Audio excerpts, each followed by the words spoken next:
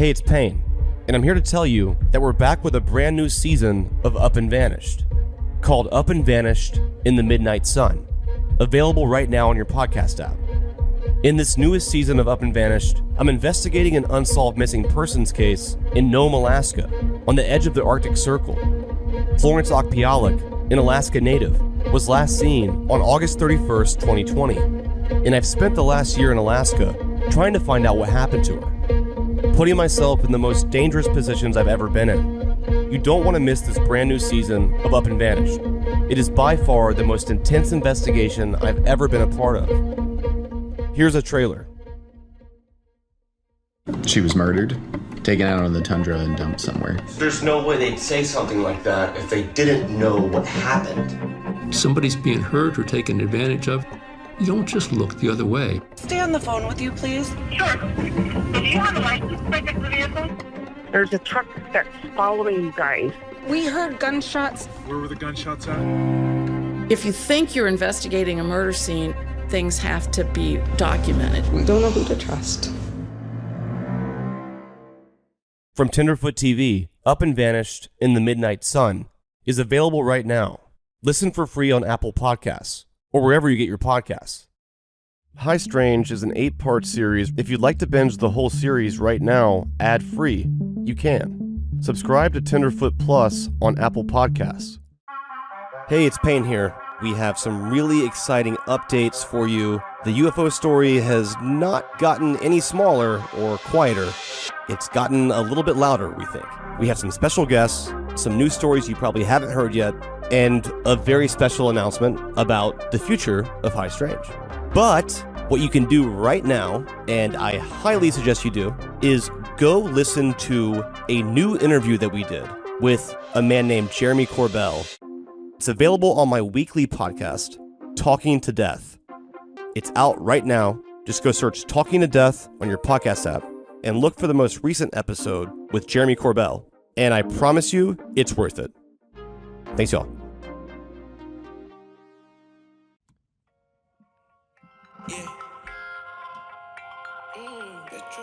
God, it's a good song.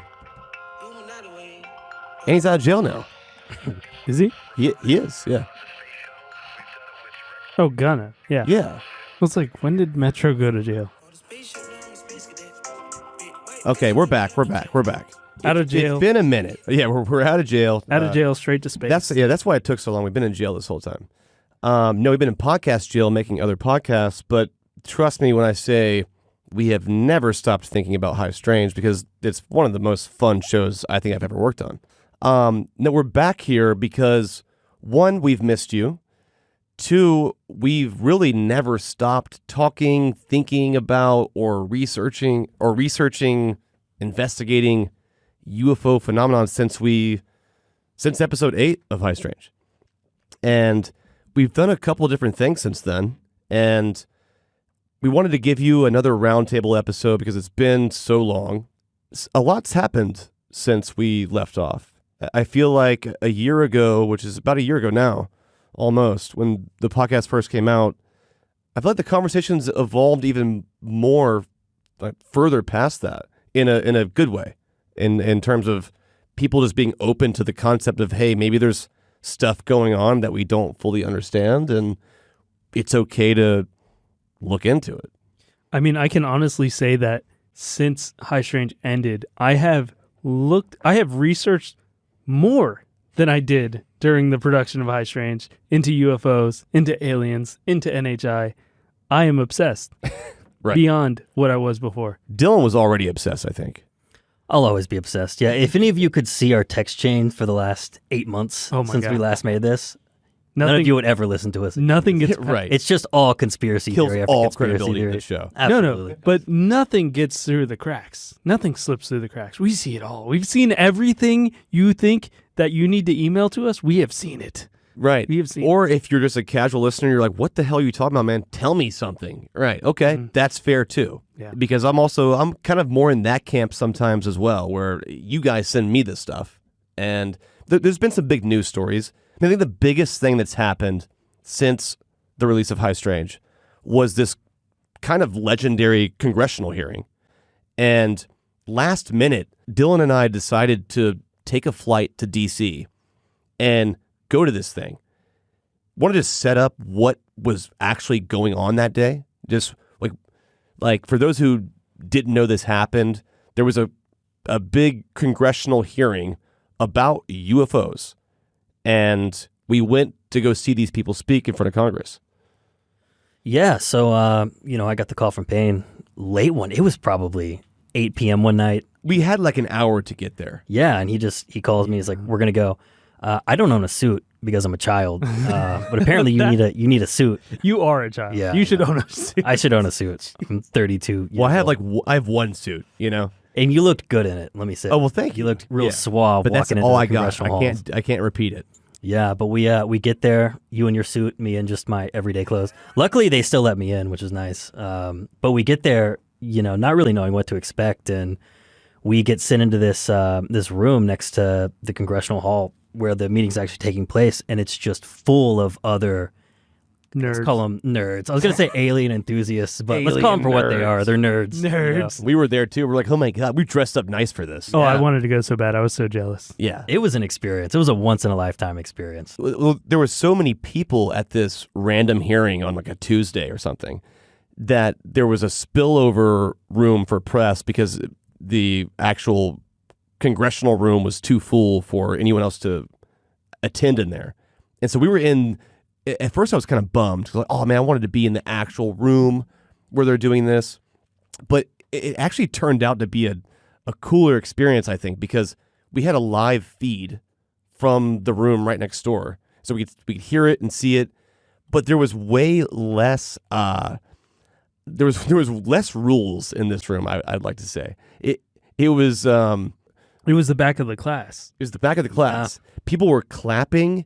It was this surreal thing. Like, people talk about the idea of disclosure, right? Where, eventually one day the government comes out and says, hey, here's what's really going on. And there's all these species of aliens, or we have these craft.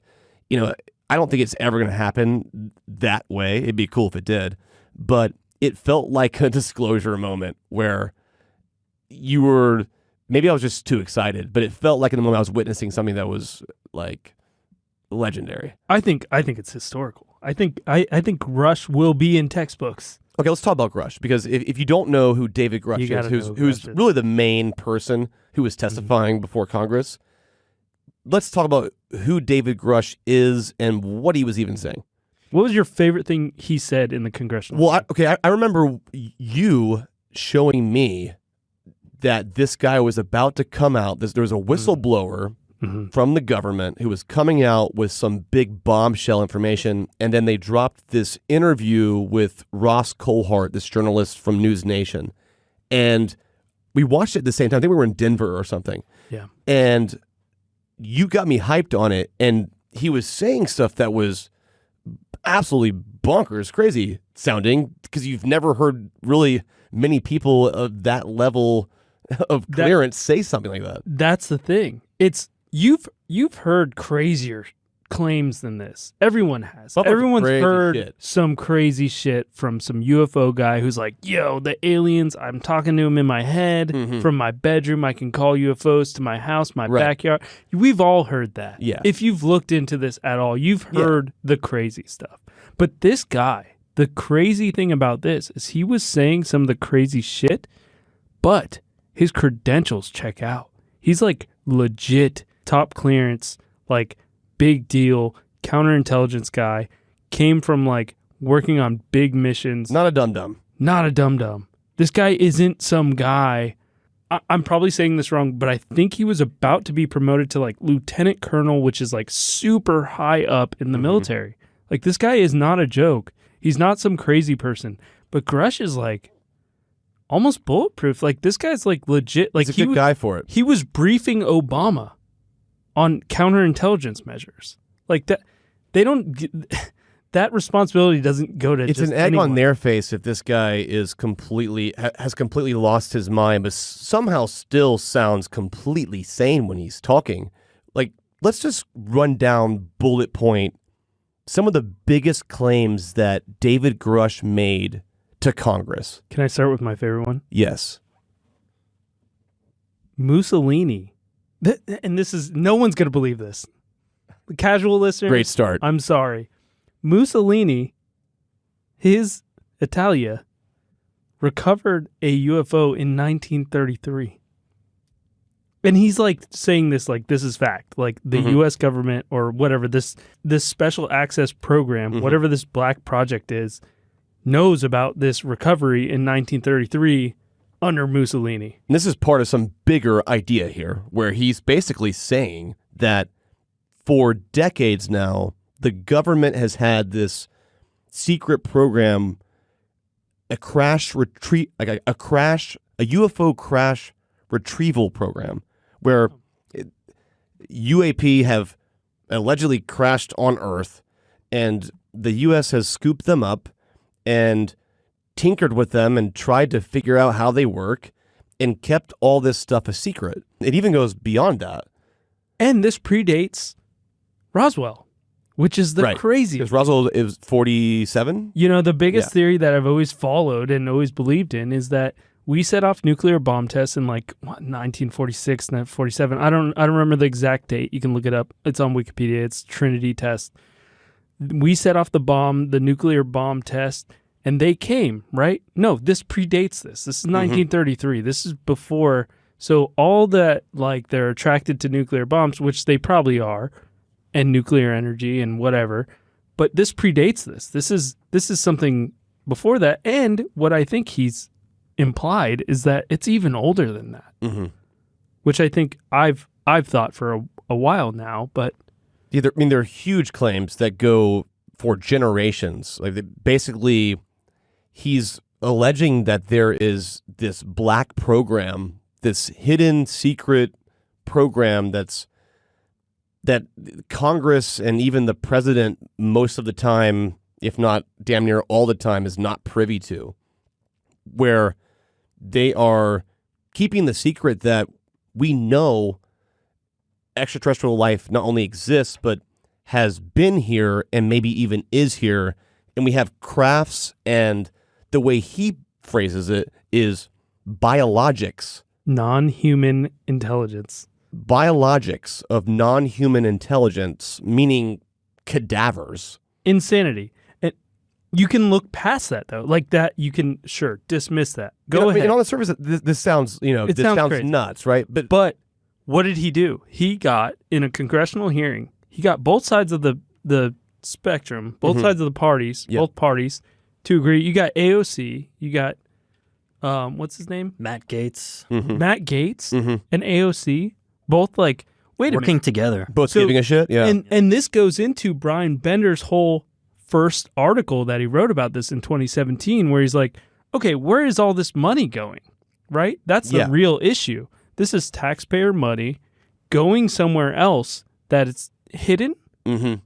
AOC is like, whoa, okay. I don't care about the alien stuff, but like what I gathered from her Congressional Oversight Committee testimony and questioning is, where is this money that the taxpayers are putting in? Why is this going to some secret private entity? Like no matter what it is, right? Yeah. Yeah. Doesn't matter. Doesn't matter what it's for. This is a problem. Yeah. And then you got Matt Gaetz kind of saying the same thing. You got both sides of the red or blue kind of coming together on this, being like, yo, we need to dig further into this. Senate's freaking out about this a little bit, at least some of them.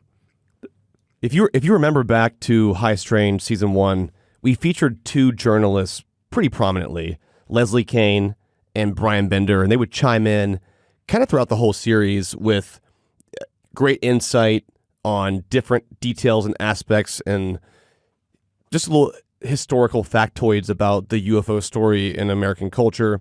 They were also two of the journalists who broke a really big story years ago that kind of blew the lid off of this conversation in the mainstream with the New York Times and Politico. And Politico, yeah.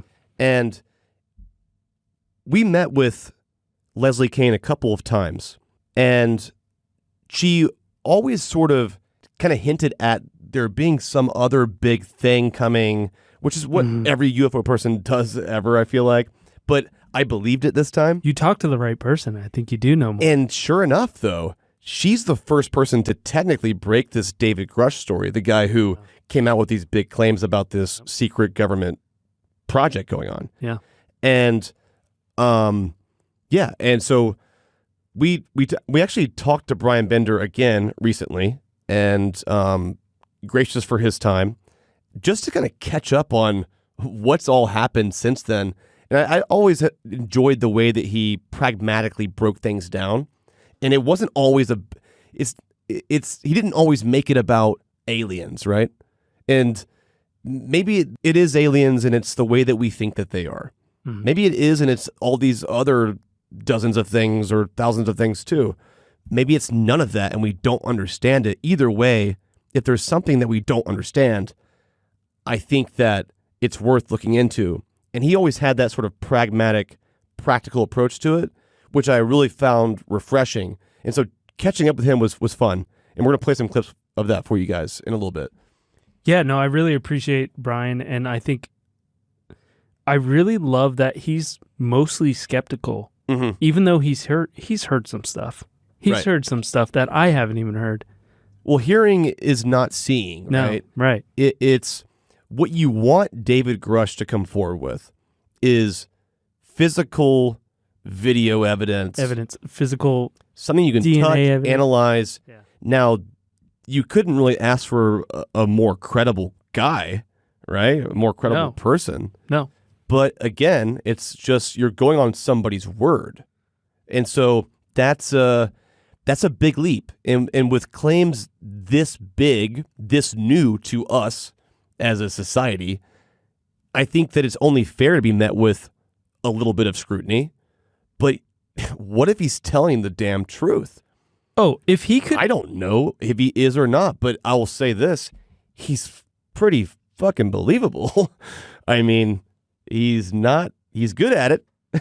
I guarantee you if he could walk out on stage on the News Nation interview and be like, hey, Ross, I brought a sample of a craft and it's metal that we've never seen before, he would do that.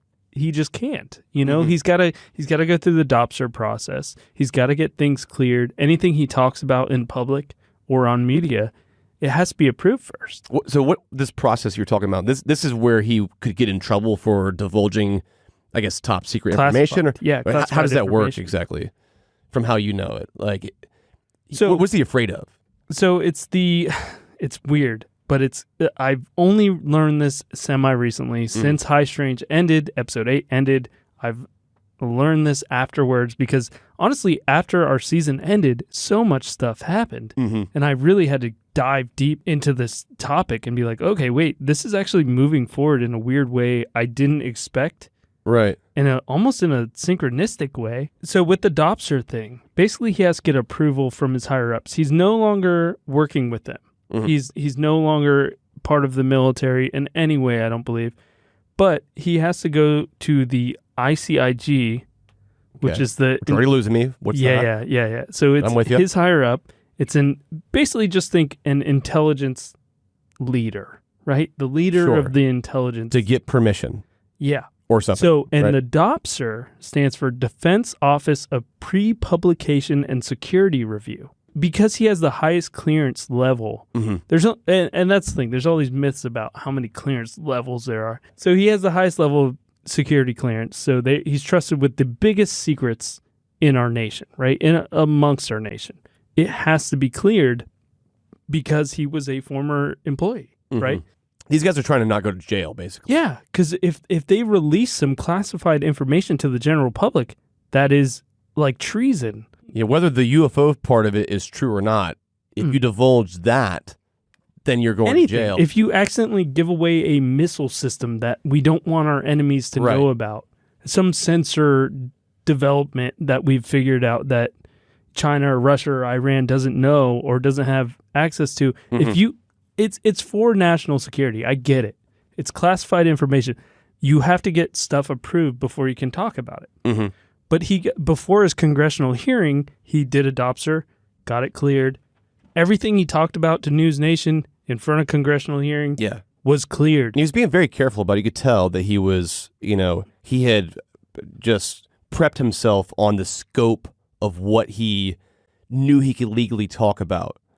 Or that's how it came across, at least. Yeah, they're saying it doesn't go against national defense to say anything that's in this brief. It doesn't necessarily mean it's true, but you're just allowed to talk about it. It doesn't interfere with what we're doing. Right. Hey, Tenderfoot listeners. Before we start the show, I want to tell you about a new true crime podcast from the Tenderfoot team called The Raven. It's about a double homicide that took place after the biggest night in sports, the Super Bowl. And the man caught up in the center of the crime, Baltimore Ravens star linebacker Ray Lewis. Hosted by Tim Livingston, who brought you the award-winning Whistleblower podcast, The Raven will reinvestigate the Atlanta Super Bowl murders and unveil new evidence that paints a vivid picture of what happened that tragic night. Check out this trailer.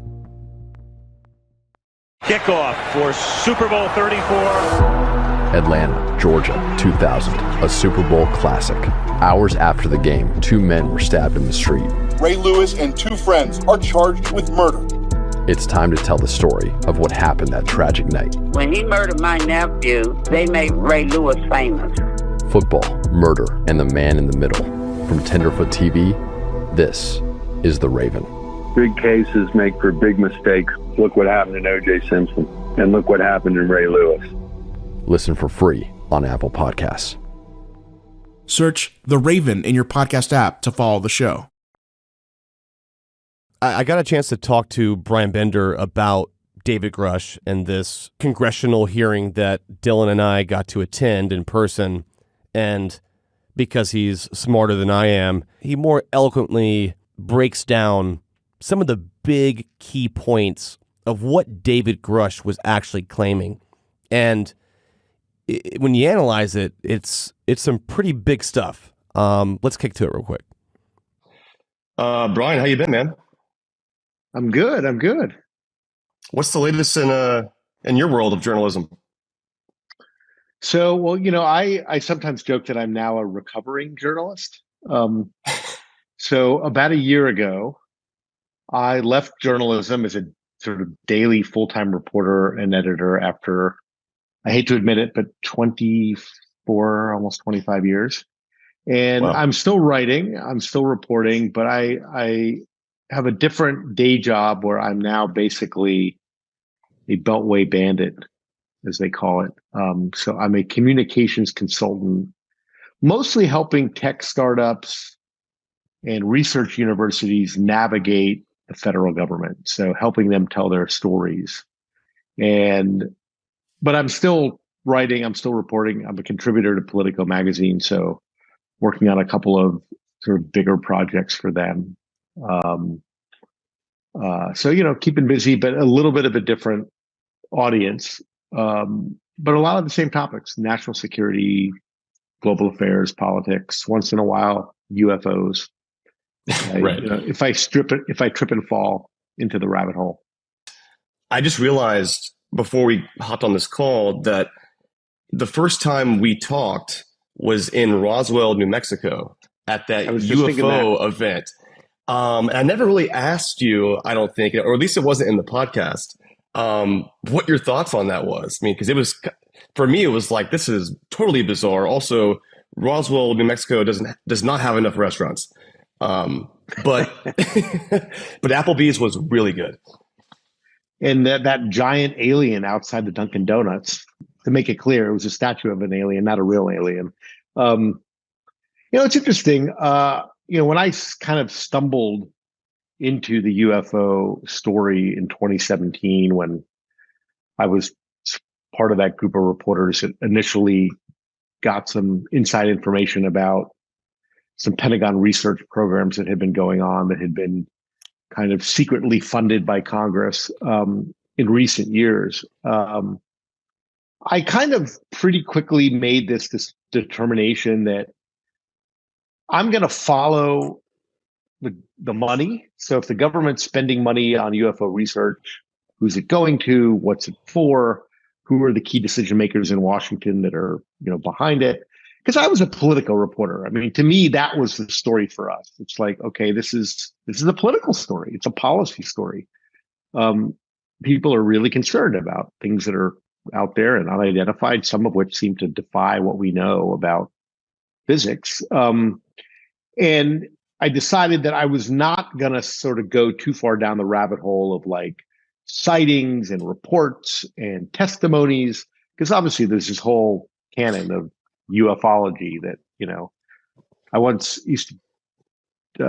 said on a panel that, I covered a little bit of the JFK assassination in terms of like the fight over the government files that were still being withheld. And I used to think that was like a ball of yarn, but I hadn't met the world of ufology yet. Oh man. In some ways, it makes this No JFK kidding. assassination crowd look, small fries. Exactly. But my takeaway from Roswell and others is sort of like, if UFO research could sort of start now and go forward and throw away all the stuff in the past, I think we could be more effective at actually finding some answers to some of these mysteries, because just the level of scar tissue that exists and the different viewpoints on, was Roswell an alien crash? Was it, some military test? Was it a cover up? What happened there? I mean, it's like, it's almost impossible for a journalist in modern day to untangle that mythology versus fact. And, you saw that on display in Roswell. I mean, I went to one of the panels, what was like, it was a lot of people on the panel. It was like 40 white guys lined up all over the age of 70. And like, they had like, each of them had two different theories about what happened there. Right. And they were adamant about it. I mean, obviously I'm exaggerating a little bit, but, the journalist to me was like, I wouldn't even know how to write this story. Right. Is there a story? Write the story of Roswell, Bender. I mean, I'd be like, I don't even know where to start. But it's not unlike religion. I mean, some people have their own sort of little lane in the world of ufology that they believe, and many of them have read millions of books and done all kinds of independent research, and they believe it as if it's gospel, and it's like nothing is going to change their mind. There's pretty widespread belief or kind of gut feeling that we are not alone in the universe as an intelligent species, whatever species might mean, elsewhere in the universe. Could mean something very different than what we think of. And I think you could also go a step further and say there's decent amount of evidence, certainly circumstantial, if not even more than that, that they actually do exist somewhere in some way. Because, I mean, it's hard to look back over history, and even in ancient religions, I mean, so many references to some sort of heavenly beings coming here, having some sort of role, certainly in our sense of ourselves as a human race. And I tend to be among those who believe that, where there's smoke, there's fire. There probably is something that fits that description somewhere in the universe, far away or maybe not so far away. But then the second bucket I sort of think about is, and this gets into some of the reporting that I was involved in, the question of whether our government or governments of the world have some really solid answers to that question or evidence of that they've been hiding from us.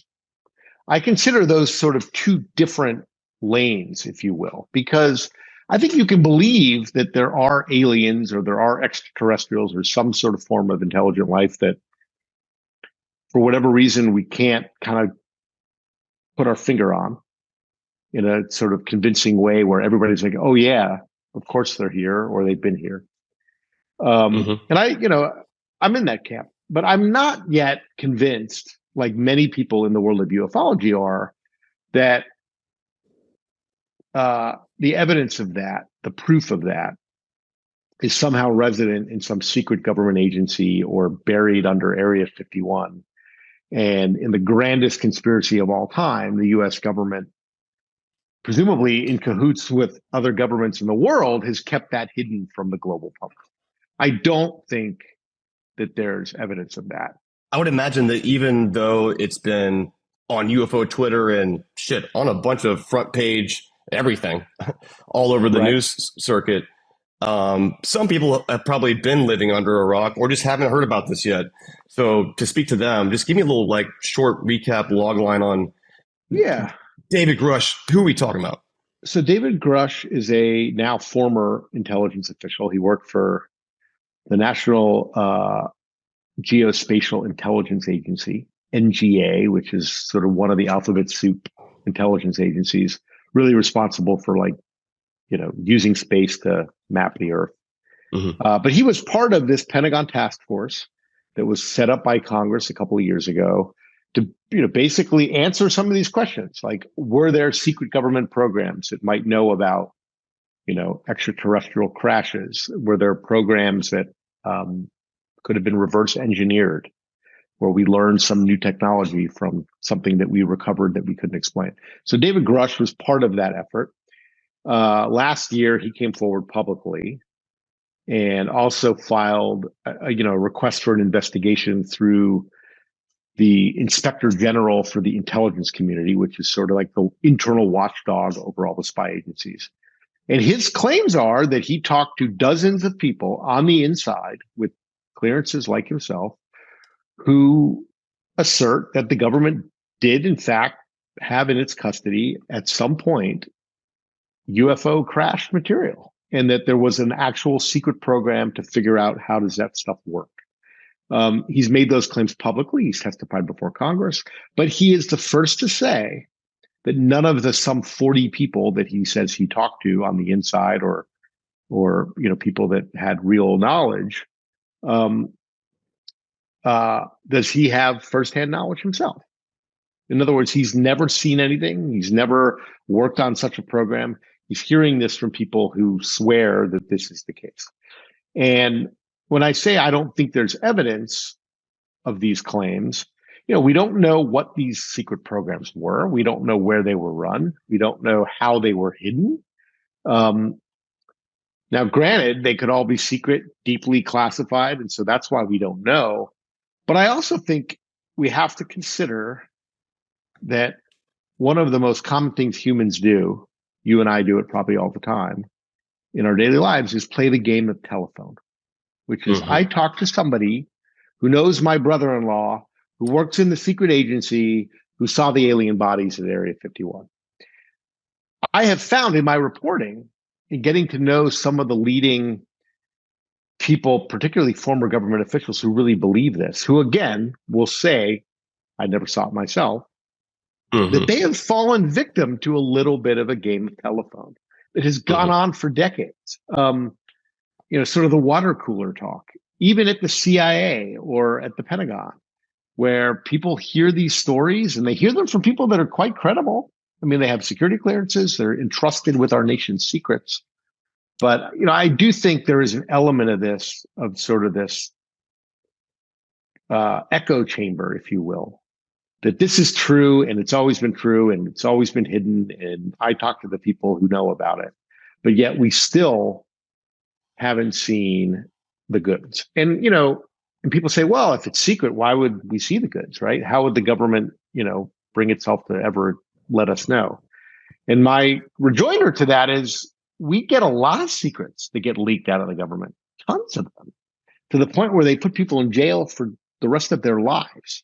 Right. Leaking stuff. So if, there was this grand conspiracy to hide evidence, real evidence of alien life, why have we not been able to figure it out? And why haven't we been able to see the evidence? I'm not ruling out that it's possible that has happened. Those programs did exist. There was a UFO crash. I'm just saying I'm just not convinced yet that that's the case, even though there's this whole sort of cultural phenomenon surrounding this that almost takes it as gospel. We watch a lot of Hollywood movies that underscore that. And I think, it's a cultural issue as much as it is a sort of, national security issue, right? We believe what we believe, and it doesn't matter really what the facts are or the truth is. And I think we can't rule out that some government people have fallen victim to that too. Back to the claims that he's made, do you mind kind of unpacking a few of those. And he mentioned some sort of biologics, crafts, and I mean, alleging that aliens are real. We've seen the bodies, have the bodies, and we have craft, and it's just all the things that Steven Spielberg wanted it to be, right? Yeah, I mean, his claims are that the government has hidden for decades secret programs that have known about, when he says biologics, like literally like biological material, so alien bodies or parts of alien bodies, also alien technology, and that there were programs, up to secretly try and understand how does this stuff work. So that's the reverse engineering program that he claims, or programs. And he claims that these were hidden from even the highest levels of the government, that they were sort of deeply buried in kind of the military industrial complex. And I say that because these claims also assert a role for defense companies, aerospace companies, the Lockheed Martins or the, Northrop Grumman's, not them necessarily specifically, but the companies that have made the stealth bombers and all of those secret programs that, were being developed for decades. And in some cases were actually mistook for UFOs, right? I mean, they were testing these things out in the desert, stealth bombers and drones and all those things. I mean, those things were being developed in secret for years. And I think it's important to sort of remember that, because when you talk about secret alien technology, and if you're one who believes that the government does have it or has been working with something like that, you can't really divorce it from the other netherworld of black programs. So billions of taxpayer dollars that have gone in to develop next generation technology, like the stealth fighter, the stealth bomber, hypersonic missiles. I mean, that budget has gone up and up and up and up. We don't know kind of what's in it, but we know the overall numbers. And so there's a lot of secret technology development going on as we speak. Doesn't necessarily mean it has any relationship or connection to, ET or alien technology. But if there were to be alien technology that we recovered or studied or something, and somehow learned something that got bled into some of those black programs, it's all the more reason for the government not to want to talk about it, to want to cover it up. But, you mentioned the recent House hearing and the former pilots. I think their testimony for me also fits into that first bucket I mentioned earlier. In other words, David Grush, the whistleblower, says the government is hiding all this stuff. But it's hard to dismiss those sightings of those Navy pilots in their testimony and what they say they saw as real evidence of something really woo-woo and really out there, really advanced. And, if they're not ours, and the government has said that some of those things, those orbs, those spheres, they call them tic tacs. They were like oblong shaped craft that, would go to from 100,000 feet to the surface of the ocean in like a few seconds. Nothing that we could do. The government has said they're not ours. And so the government is on the record saying that we're seeing stuff out there that we can't explain, and we're trying to explain it. But again, that's different from the government already knows what these things are and is just lying to us and, has figured out all the answers. I think a lot of their reluctance to talk about the UFO issue is not because they have knowledge they don't want to share. It's because of the lack of knowledge. In other words, they know there's something out there and they can't really figure out what it is. And if you're in the intelligence business, you don't share secrets, but you also don't share information that you haven't really put together yet either, because you wouldn't want, your potential enemies to know that. So I do think that, the pilots coming forward, it's really changed the conversation, and it made it a sort of more serious topic. Like, if we don't know what these things are, we damn well better find out.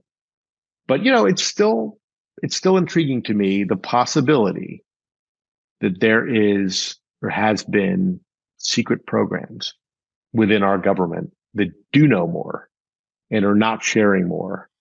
And that, to me, obviously would be a huge story in and of itself, but it's also a huge story for our democracy, because it would also be proof of a government within a government, Because you have the House of Representatives saying, tell us what you know. We have the head of the Pentagon saying, we don't know, but we're trying to find out. But meanwhile, you would have some sort of, netherworld of government officials or contractors that sort of have all these goods. And even the leadership that we've elected to sort of oversee them are in the dark. So it's a good story that we have to keep tracking because of the implications of it, if it were to be true, not just what it would mean for, our presence in the universe if we really did have evidence and knew of another intelligent life form, but, what it would mean for, our politics, that we sat on this for years and they were able to hide it even from the people that are supposed to know all the secrets. One more thing before I let you go. There is a video circulating on the internet that came out a few days ago. It's a UFO video, an alleged UFO video from the military, and it's being referred to as the jellyfish. Have you seen this video? What are your thoughts on that? That was Corbell. Yeah. Jeremy Corbell is kind of been a leader in, sort of plopping into the public discussion some really intriguing footage of things that come out of the military or some government agency. He obviously had some sources that leaked that stuff to him. But the thing that's always puzzling to me is it's always, or usually it's a very small, teeny little clip. Yeah. And I'm always like, where's the rest of it? Did they just look at it for 3 seconds or 3 hours? And I was familiar, I had heard about the jellyfish a couple of years ago. It was going around the Pentagon got, custody of some radar footage or gun camera footage, I forget what it was, of this jellyfish, of this very large, sort of tentacled. There was another one, I think it was a different one, people called the chandelier, that looked like a big chandelier hanging over the Persian Gulf in the Middle East. Pilots were seeing it and reporting it. They're intriguing, but taken in isolation, they don't really get us very far. It's it's exciting. It's clickbait. People, obviously I understand why Jeremy Corbell wants to put these out there. It's great for his website. It's great for his brand. But in the grand scheme of things, is it really moving the ball? It's just like another shiny object, literally. Let's look at that for 5 minutes. I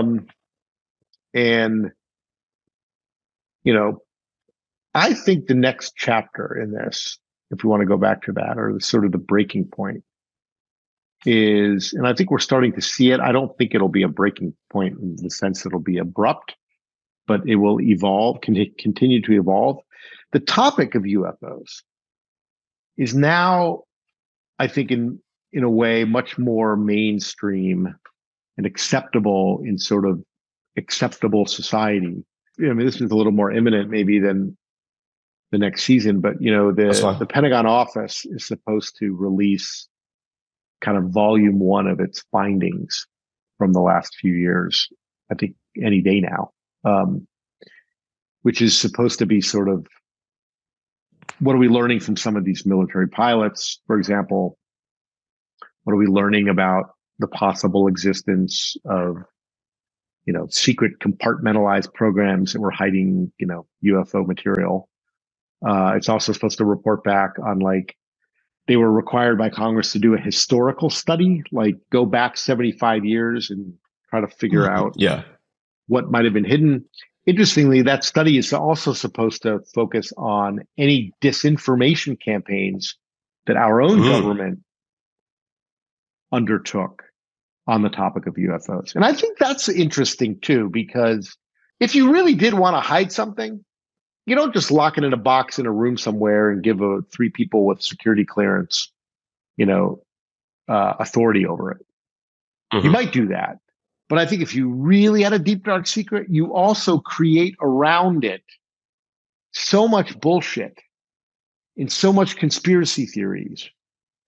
So much noise that no one is ever going to find the room because they are going to be distracted by 50,000 other things and other stories and other tales. And there's already evidence in terms of government documents that have been released that our government had a UFO disinformation campaign. Often it was to shield those black programs I talked about, the stealth bomber, the stealth fighter. I mean, the Soviet Union, the Russians were crawling all over America during the Cold War, trying to figure out, what are we up to? What's our next big weapon? And, there's evidence that our government spread false UFO reports to drive the Russians crazy and also, take people off the scent of maybe some truly secret thing that had nothing to do with ET that we were working on. And so I'm interested to see what we're willing to cop to on that, what our government is willing to admit on that. Because I think that's also muddled this issue in a way that makes it very, very hard to unwind this ball of yarn.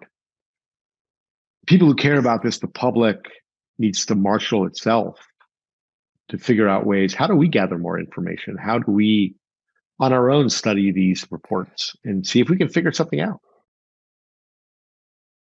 It makes me question why someone like David Grush would make something up like this that's so complex. I mean, people do weird shit for weird reasons that you don't understand. Like that's a fact. But this person is a decorated individual in government, in intelligence, in the intelligence community. And I don't see what he really has to gain. He kind of only has stuff to lose. If this is all for a book deal, that's pretty shitty. Can we go into that? Let's go into why would he lie about this? Also, we met him. Only if he believes it. Do you want to go into how we met him? Oh, yeah. And how he didn't bring any of this up to us? Yeah, okay. Actually, that's a big thing. We'll play a clip of this, actually. Yeah. So Brian Bender mentioned a man named Jeremy Corbell, who, if you're not aware of who this individual is, in my eyes, he's kind of like, he is like the new UFO guy. He's the UFO guy. He's just on the pulse of this stuff right now.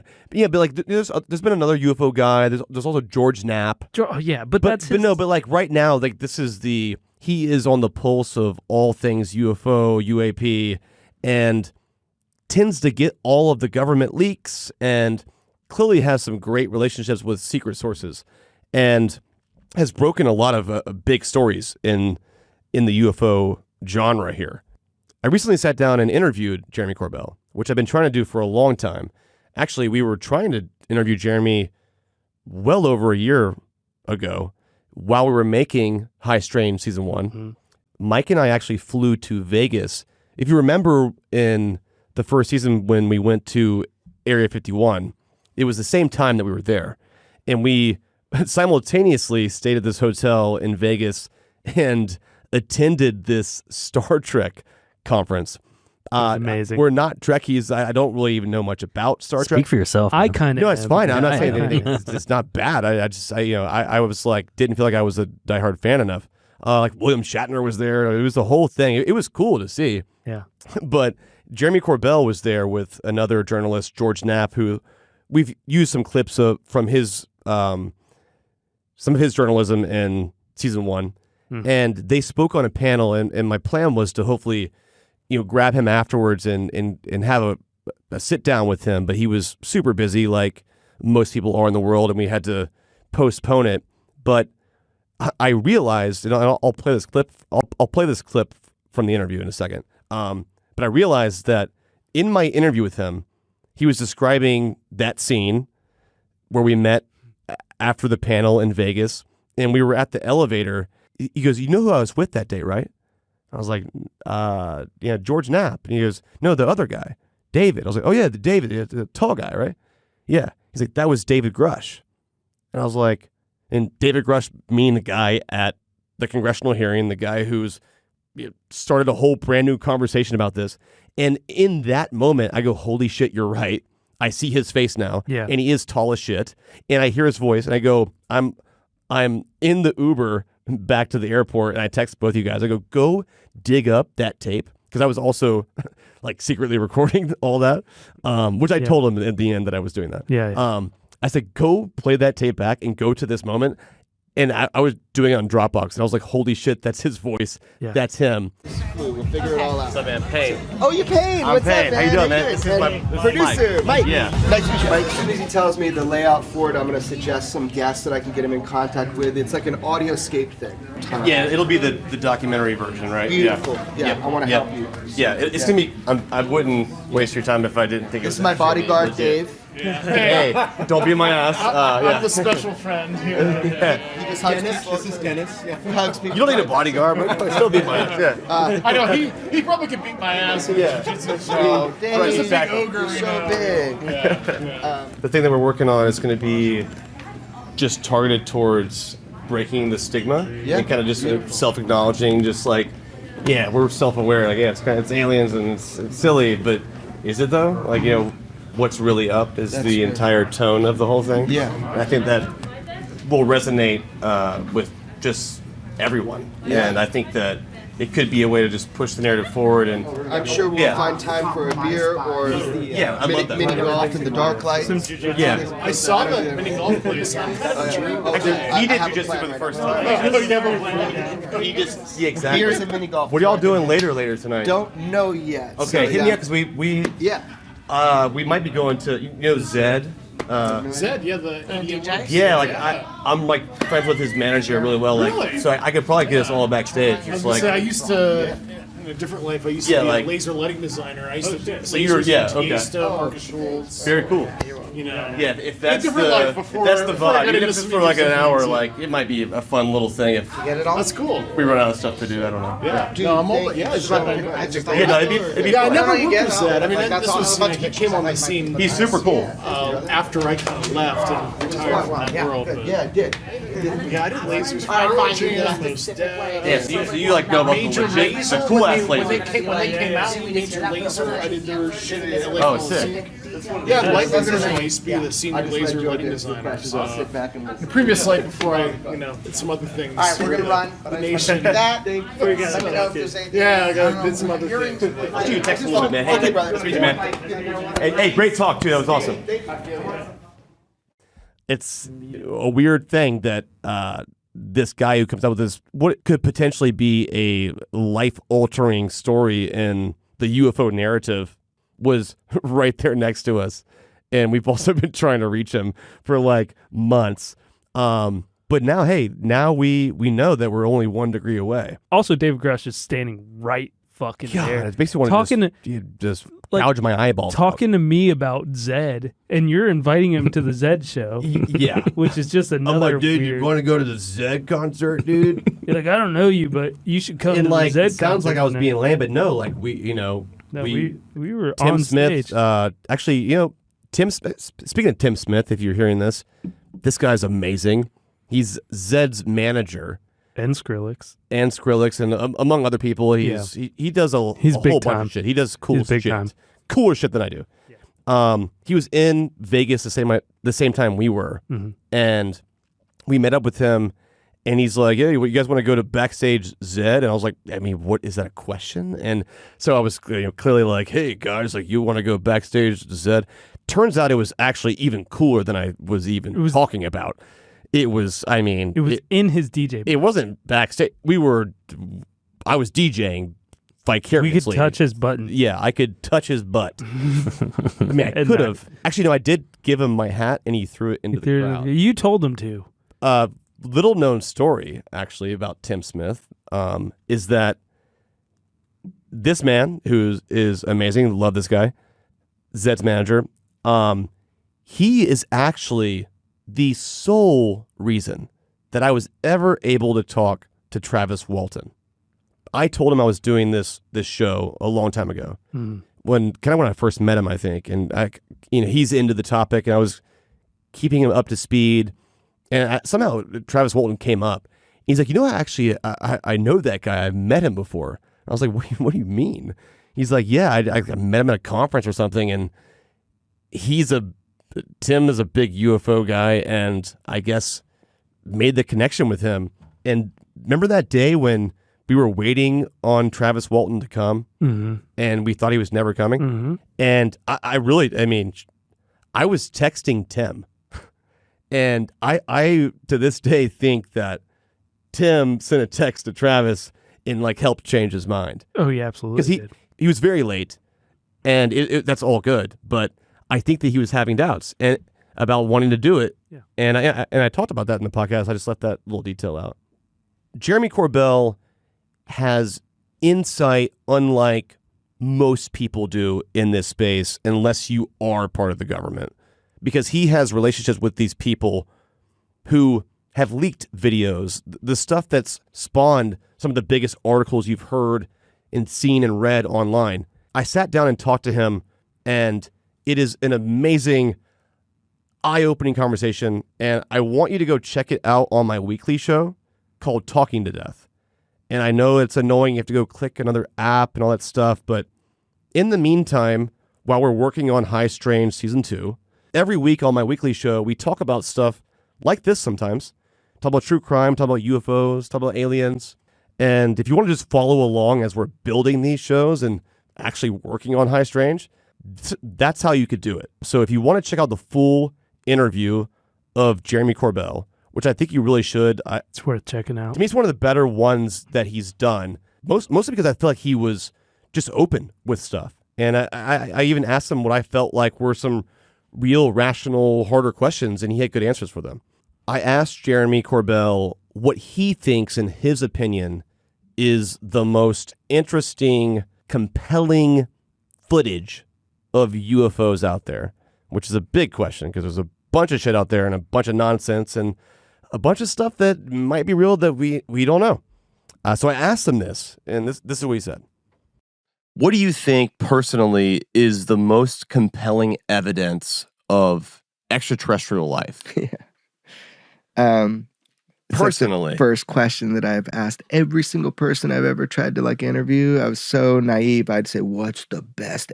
Tell me personally what it is." And it's never. I'm hoping you'll give me a nugget. It's never. Over I here. know that's what I want when I talk to people. But it's never as satisfying because the real. Like to you though, because I know you're gonna hate my answer, bro.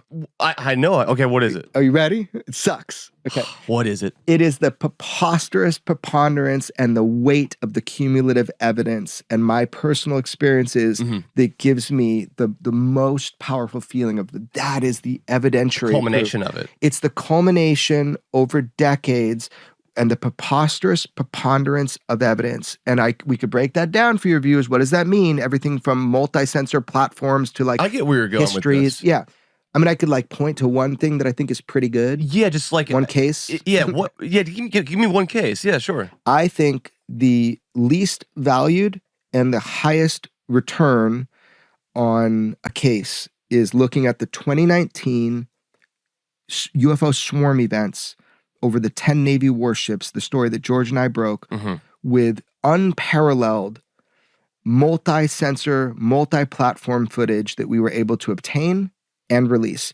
That 2019 case is a pinnacle of what we should be doing with getting different types of data, getting a wide spectrum of people that all experience the same series of events. It is a powerful case, and I have done all the damn legwork, and other people now can jump in and do some of that. I've provided it on a silver platter. I've got other cases I'm working on. If people dug into that, they would have an unparalleled case. That case is so important. This is the night vision one, right? It was night vision, it was thermal, it was radar, and it was deck footage, and it was 10 Navy warships in 2019 swarmed by over 100 UFOs simultaneously coming from the west, and there's nothing out there but Hawaii. They don't know where they came from. They don't know where they went. They were transmedium, have helicopter pilots that saw them go into the water. You got people that fought the ships that literally came on and gave me their audio on my podcast telling what they experienced. That case is profound. And our government says we still don't know who operated those devices, those units, as they call them, UAP. That's a big one. It's a big one. And the skeptics would say that it was a bouquet or something in the lens. Well, again, I love skeptics. You're talking about debunkers? Okay, I guess you would say a debunker in that case. Debunkers, yeah, but I don't listen to what debunkers have to say because they're I've just seen both sides of the story, and I've kind of, but to me, having looked at it, I've seen that video. One, visually, it also is just, to me, instantaneously compelling. So that's the green triangle looking footage. Yes, by angle of observation, it was green. So triangle by angle of observation. So what is a 4-dimensional triangle? Well, that would be probably a pyramid. Now, when I said, oh yeah, they were reported as pyramid in shape, I didn't pull that out of thin air, right? Now, I can't put out everything that comes my way, but I will tell you on record that is in classified documents that there's other sensor systems that they had, and they were pyramid in shaped. And there you go. But people can take a piece of this cup and tear it off and put it to the side and then hide the rest of the cup and be like, see, it's not a cup. Like, yeah, but that's a piece of a cup. That's what they're doing intentionally. I'm telling people, if you look at the totality of the 2019 swarm events, which is an example of these swarms that are occurring all around the world to this day, and I have other cases of it, and I've said one before, and it was off the coast of Japan. I did that on one of my podcasts. People should dig into that. There have been so many, and I have so many firsthand witnesses, some of whom are leaving military now and will come forward with telling exactly what they know about it. But everything happens on its own time with that. I can't control that. Absolutely. Great also, case. That's a huge decision that they're making too, if they're leaving and they're coming out, right? Because we see what happens to people that raise their head above the parapet. David Grush, you just go try to King Kong on him. Crucified out there, man. Yeah, but he's a tough motherfucker. Yeah, I will say David Grush is also really well spoken, I think, and just articulate. Agreed. So, regardless of, if what he's saying is true or not, damn, they got a good person saying it. Yeah. Like, we're lucky. For real, right? Seriously. We're lucky to have somebody like David Grush. He's articulate. David Grush is fastidious. He is also has an incredible memory. He is well-oriented to be in the roles that he was in, which was, national security, intelligence.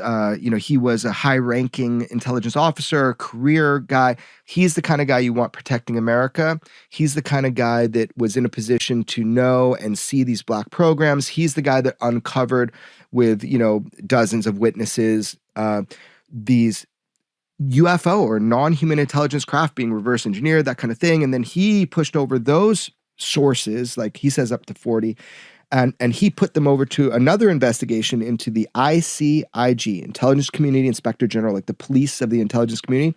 They then did their own investigation, found it to be both credible and urgent, and obviously found what he said to be not only credible and urgent, but relevant and not a lie.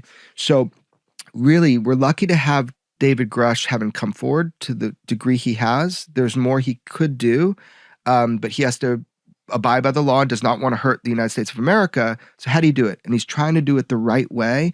Famously, if you're in intelligence, you have to assume you're being lied to, by people in intelligence. Like, our government has completely tried to keep this on the DL. And I get that for good reason, but we're past that now. So I'm really hoping that the new director of Aero makes a point to be honest with the American public, because the truth will be told eventually. And I know that because people have gone to the ICIG, this cops of the intelligence agencies, and they have presented what they know, and it is undeniable.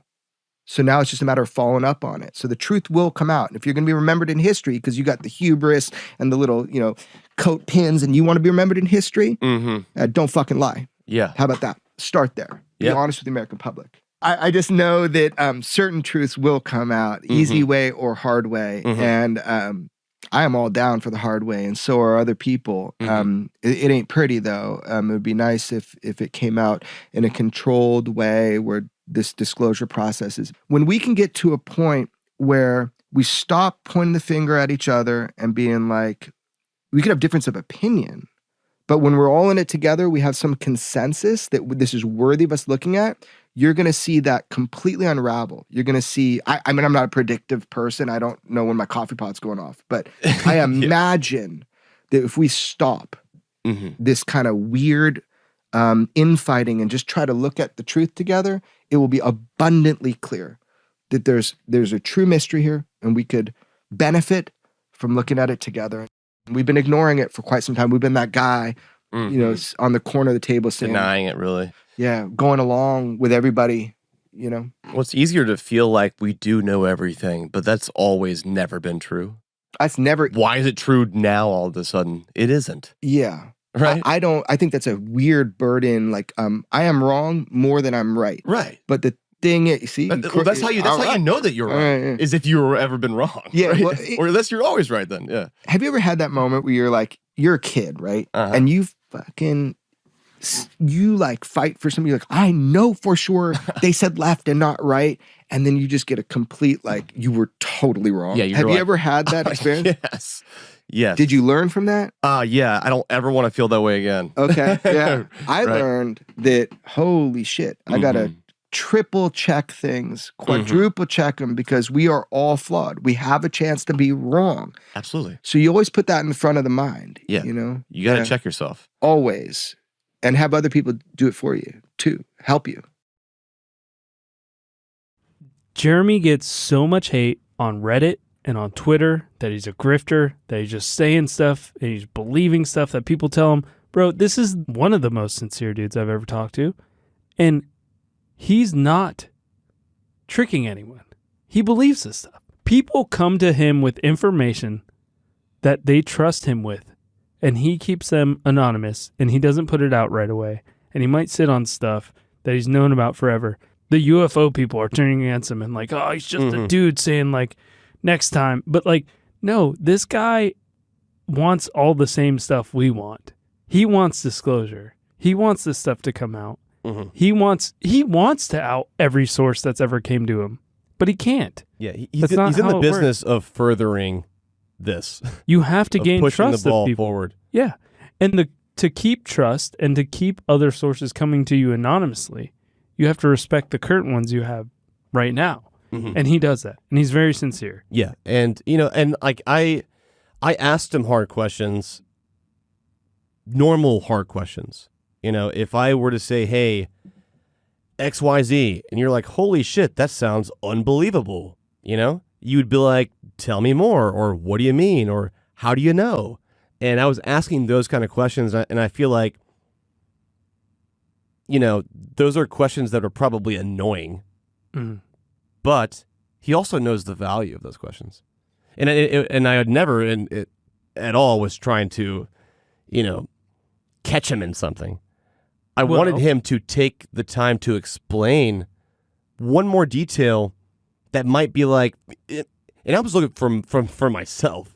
I was like, if I'm a little bit skeptical, help me get there. I believe you, but I'm also, if it's, I deal with true crime, and that comes down to the court of law sometimes, right?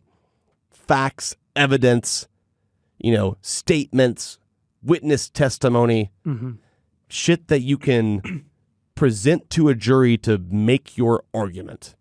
And I really enjoyed that we were able to have that kind of conversation. Of course, he had only great answers because that's who he is. He's not bullshitting. It's a weird topic because, we don't know where this is going to go, but every time I get lost in it again, and I'm like, God, man, if it was real, we would just know by now. I think of the exact opposite for a second. I go, man, if it wasn't real, man, wouldn't this just be over by now? Yeah. Think about all the things that we proved to be wrong. There's a lot. Yeah. You know what I mean? How is this one still so persistent? For as much as we know, it's almost like the ideas only become more likely and more possible. And that's maddening to think about, especially if it weren't true. What does it even say about us as humans if we were just imagining all this shit at this point? Or what is it that we're experiencing that we're filling in all these gaps for? I think that becomes a crazier concept than there being something beyond this earth, whatever that means, in existence that is more intelligent and has been here for longer. We love making this show, and we love making these roundtable episodes. And I swear to God, every week we have been reminding ourselves we need to go make a roundtable right now, just to do it, and have faith in us because we have been hard at work on investigating new stories for the second season, and it's actually finally shaping up, and it's becoming a thing. I'm not gonna lie. What? This might be my favorite thing to do. Talk about UFOs? Oh, dude, you're so good at it. It's High good. Strange is It's so good. fucking It's fun. good. Hey, look, he said it. Keep this part in. We most certainly have plans to make a second season of High Strange, so I'll just go ahead and officially say that. I don't have a timeline for you yet, but I can tell you that we've already been working on it. We never really put it down since we stopped. It almost seemed like High Strange Season 1 broke the seal for us and kind of kicked down the door for some of the people we've wanted to talk to since day one anyway. And the conversation is evolving. And I always looked at High Strange Season 1 as a sort of a baby step to this concept, even for myself, just to sort of put it all wrapped up in a bow and let's just talk about what the hell is going on.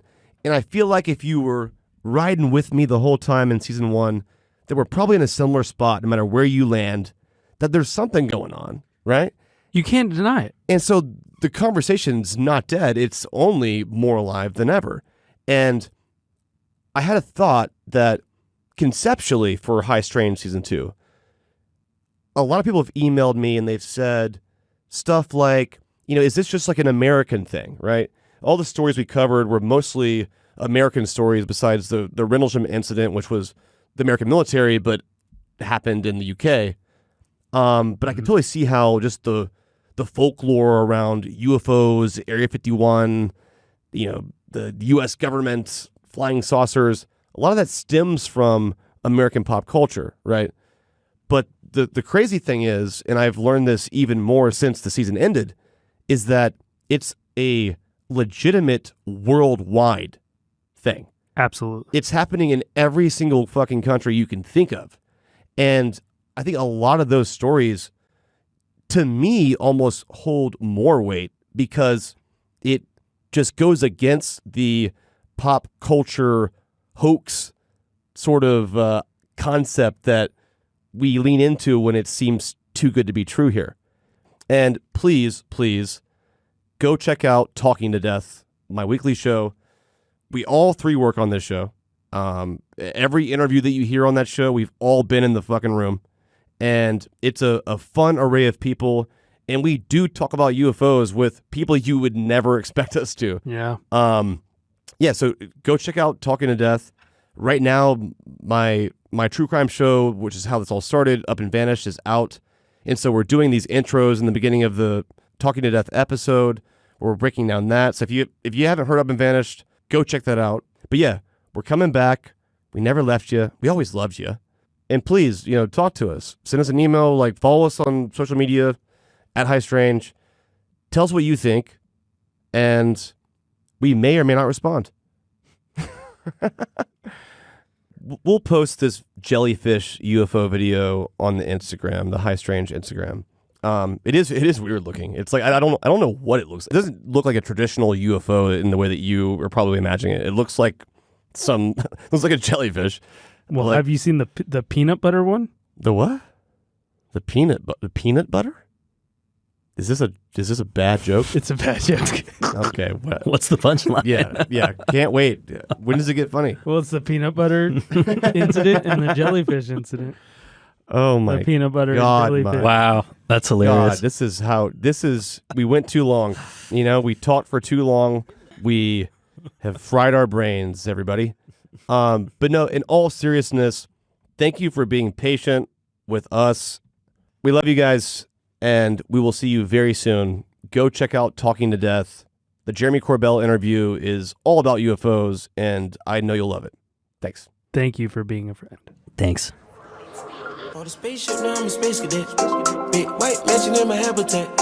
Aim a lot of stage like a leg tag. Fuck a wish, having rich set. Smoke a lot of trees, need a weed plant. I did take a lean where the lean at. Sleeping on these G's is a beanbag. Got red going jeans, cause I'm cool rap. Shit, no shoes overseas, they were pan leather. Shop in Tokyo, Japan, they the best ever. Blueberry t-shirt, sleeve vanilla. Hard top, turn a vert, riding any weather. Ain't gotta bend down, this ain't a propeller. Man, we spent it down, copping Gucci sweaters. Instead of dripping, Johnny like a nine helper. Used to booming out the guys, we are not the devil. High Strange is an 8-part series released weekly for free every Thursday. But if you'd like to binge the whole series right now, you can. Subscribe to Tenderfoot Plus on Apple Podcasts to get all the episodes right now. Follow the show on TikTok and Instagram @HighStrange. And you can follow me on Twitter and Instagram @PayneLindsay. If you have your own UFO story, email us at tips@highstrange.com. High Strange is a production by Tenderfoot TV in association with Cadence 13. Created, hosted, and edited by myself, Payne Lindsay.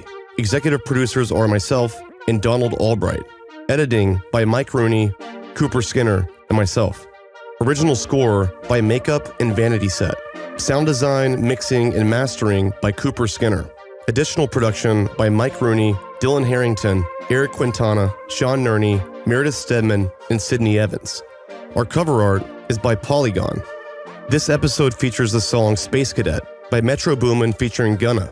Written by Wesley Tyre Glass, Sergio Kitchens, Leland Tyler Wayne, Alan Ritter, and Jacquees Webster. Performed by Metro Boomin featuring Gunna. Courtesy of Republic Records. Under license from Universal Music Enterprises for Metro Boomin and 300 Entertainment for Gunna. Special thanks to Oren Rosenbaum and the whole team at UTA. The Nord Group, Station 16, Beck Media and Marketing, as well as Chris Corcoran and the team at Cadence 13. Check out the show's website at highstrange.com. And if you're enjoying the show, please help us out by rating and reviewing the podcast and share it with your friends. Thanks for listening.